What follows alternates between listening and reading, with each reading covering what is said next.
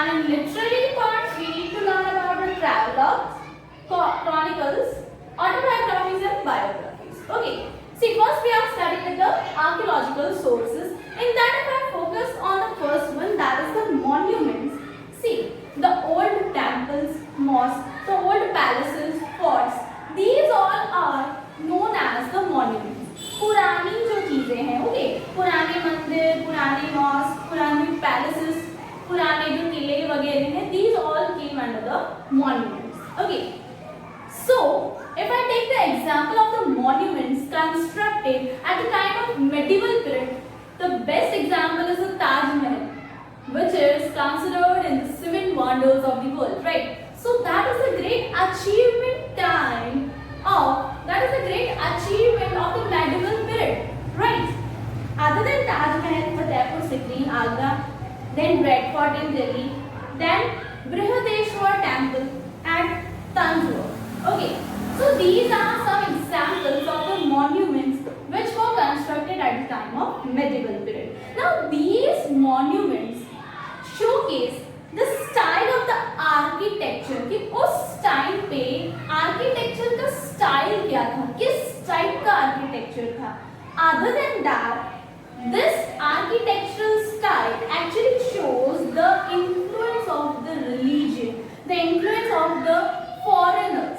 कि जो भी रूलर्स यहाँ पे आए, उन रूलर्स का क्या इन्फ्लुएंस था वो हमें देखने को मिलता है आर्किटेक्चरल स्टाइल से. जैसे मैंने आपसे कहा कि मुगल्स, तो मुगल्स जो है उनकी कार्विंग बहुत अच्छी थी, उनका रेड स्टोन को यूज करने की जो स्टाइल थी वो बहुत अच्छी थी, मार्बल का यूज करना उन्हें बहुत अच्छे से आता था. So this was the architectural style and ये पता कैसे चल रहा है on the basis of the monuments which they made. Okay. Other than that, the use of the building material, जैसे अभी भी मैंने कहा red stone. Other than that, building material के लिए जो stone use किए जाते थे, जो burned bricks use किए जाते थे, और भी जो material use किया जाता था, that also shows the research and advancement regarding the quality. कि हमारे यहाँ पे quality को लेके क्या research and क्या advancement techniques थी. तो पहले भी इन सारी चीजों में we were having many innovations, we were having many advanced techniques that also showed in case of monuments. Other than that, the carving shows the creative skills of the artisans of that time. So these monuments actually shows many things: the research and advancement techniques, their style, their religious influence. Other than that, the creative skills of the rulers of that time. Okay, this was about the monument. The next thing is the inscription. Now the question arises कि inscriptions क्या होते हैं? See, actually inscription is a written kind of thing which is written to give the religious instructions or to express the royal proclamations. यानी कि कुछ भी declare करना होता था, कोई अनाउंसमेंट होती थी, कोई बहुत बड़ी चीज अचीव की है तो वो लिखना, या फिर कुछ गिफ्ट्स वगैरह मिले हैं टेम्पल्स में, या फिर किंग को या विलेजेस को किसी और ने कुछ गिफ्ट्स वगैरह दिए हैं, तो ये सारी चीजें एक जगह पे लिखी जाती थी. अब इंस्क्रिप्शंस जो है ना, ज्यादातर जो टेम्पल्स या पैलेसेस होते हैं ना, उनकी वॉल्स पे लिखे रहते थे. तो उनकी वॉल्स पे तो वो अभी भी लिखे हैं क्योंकि वो टेम्पल्स वगैरह तो अभी भी हैं, है ना. तो उनकी वॉल्स को रीड करके we came to know about many things regarding those rulers कि उस टाइम पे उन्होंने क्या अचीव किया था, उस टाइम के उनके रिलीजियस बिलीव्स क्या थे, वो लोग क्या कस्टम्स, क्या ट्रेडिशंस फॉलो करते थे. ये सारी चीजें हमें पता चली कहाँ से? इंस्क्रिप्शन से. If I take the examples, तो walls of Taj Mahal, walls of red fort, Fatehpur Sikri और भी बहुत सारे पैलेसेस हैं राजपूत के टाइम के, वहाँ पे काफी सारे इंस्क्रिप्शंस हैं.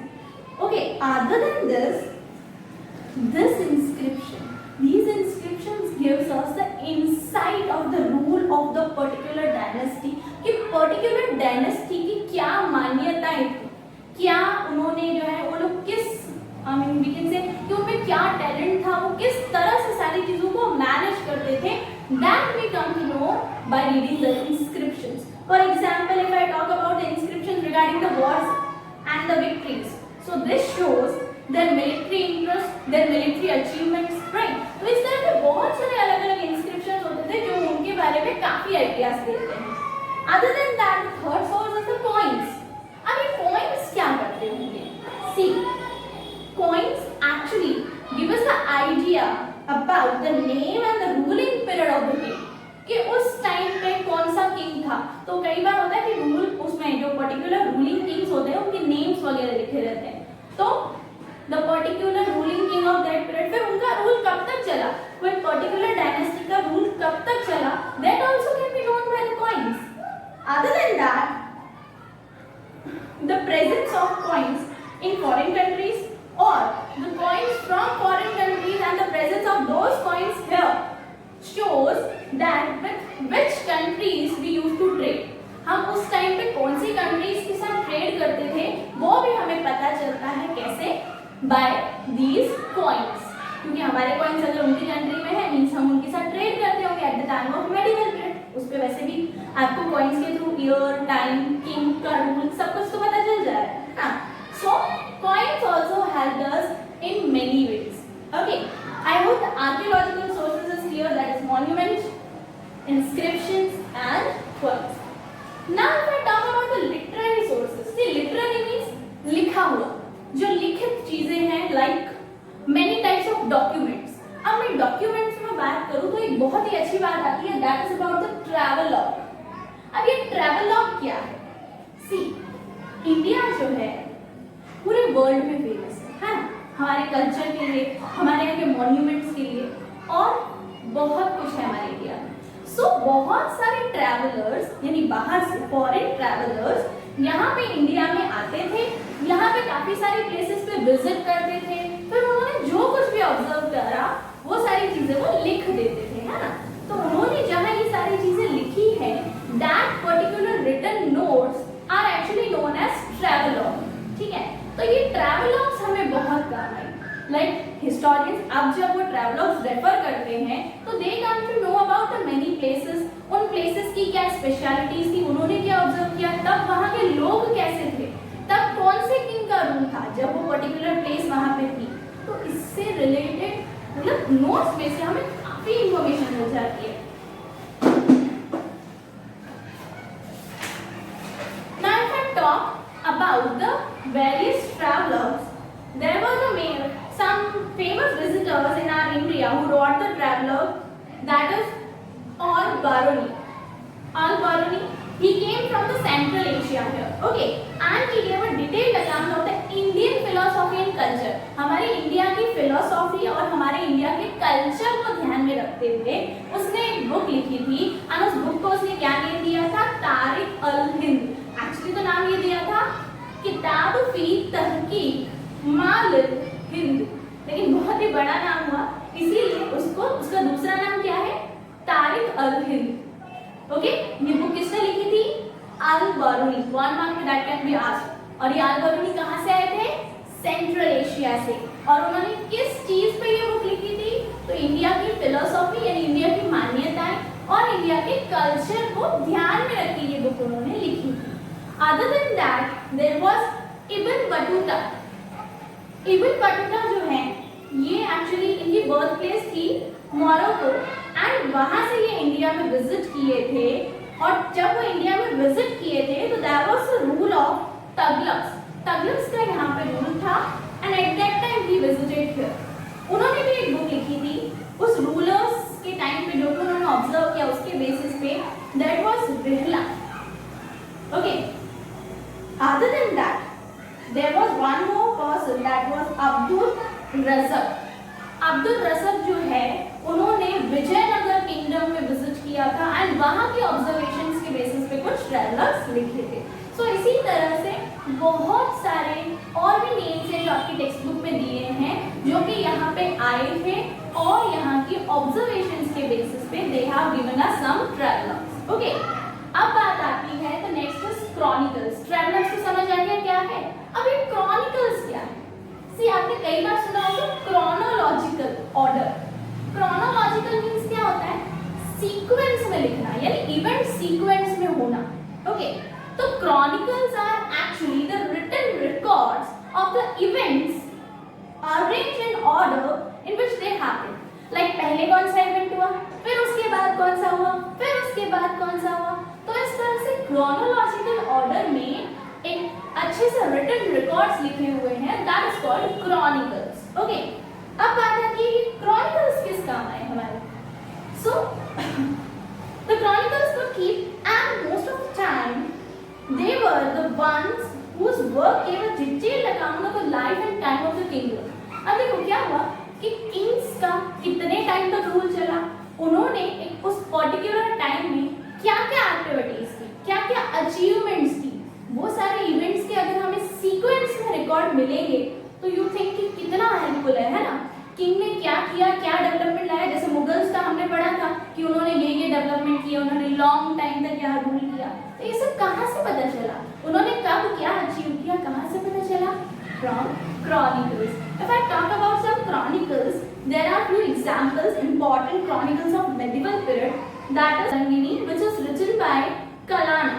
Okay, he was actually it is the history of the kings of the Kashmir. Okay, so that chronicle described about the history of the kings of Kashmir. Other than that, there was one more, Tarikh-e-Firoz Shahi. Tarikh-e-Firoz Shahi. ये किसने लिखी थी? जियाउद्दीन बरानी.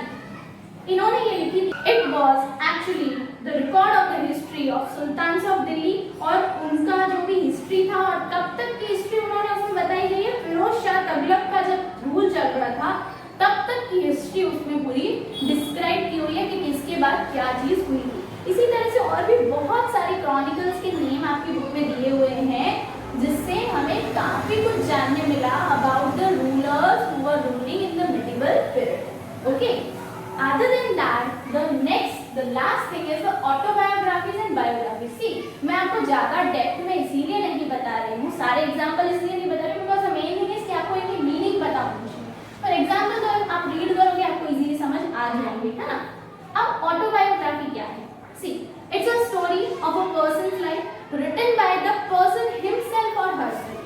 जैसे कि अगर मैं अपनी लाइफ की स्टोरी मैं खुद लिखूं तो दैट इज द ऑटोबायोग्राफी. ठीक है. तो बहुत सारे ऐसे पर्सन्स थे जिन्होंने अपने बारे में, खुद अपनी लाइफ के बारे में स्टोरीज लिखी थी. That was known as autobiographies. Biographies वो कि किसी की लाइफ के बारे में लिख रहे हैं लेकिन वो खुद पर्सन नहीं लिखेगा, कोई और पर्सन उसकी लाइफ के बारे में लिखेगा. फॉर एग्जाम्पल मेरी लाइफ के बारे में अगर आप लिखते हो तो that will be the biography. Okay. And autobiography mean अगर मैं खुद लिखूं. अभी बायोग्राफीज एंड ऑटोबायोग्राफीज से भी काफी कुछ पता चला हमें उस टाइम के रूलर्स के बारे में, उन्होंने क्या किया, उन्होंने अपनी लाइफ में कहाँ कहाँ क्या क्या डेवलपमेंट किया, कहाँ रूल किया, क्या अचीव किया. उसके बेसिस पे भी हिस्ट्री की बहुत सारी डिटेल्स मिलती हैं. Like if I talk about some famous autobiographies, तो there was the Baburnama by Babur. Then Tuzuk-i Jahangir, it was written by Emperor Jahangir. These were the autobiographies. Okay. Other than that, if I talk about the biographies, there was the Prithviraj Raso, which is a very famous biography that is written by the Chand Bardai. He has written this and he has given the valuable information about the life and adventures of the Chauhan rulers, that is Prithviraj Chauhan. आपने सुना होगा इनका नाम, है ना, serial भी आता था. So इनकी भी बायोग्राफी लिखी गई थी. Other than that, there was the Humayunama written by Gulbadan Begum, who has given the detailed account of the reign of the Mughal Emperor Humayun. Humayun जो थे उन एम्परर के रूल के टाइम का पूरा डिटेल्ड जो है इंफॉर्मेशन इसमें दिया हुआ है. इसी तरह से और बहुत सारी ऑटोबायोग्राफीज, बायोग्राफीज लिखी हुई हैं जिनकी हेल्प से we came to know about many events, many things about it medieval period. Okay, so this was about the sources of the medieval history. I hope all the sources are clear. These sources are very important because from these sources long question can be asked. From these sources 1 mark question, MCQs can be asked. So please see the video properly and then learn each and everything. Try to learn the name of the books, the name of the writers and all. Okay, I hope the whole chapter is clear. Here we have completed chapter number 1 of history. Okay, thank you.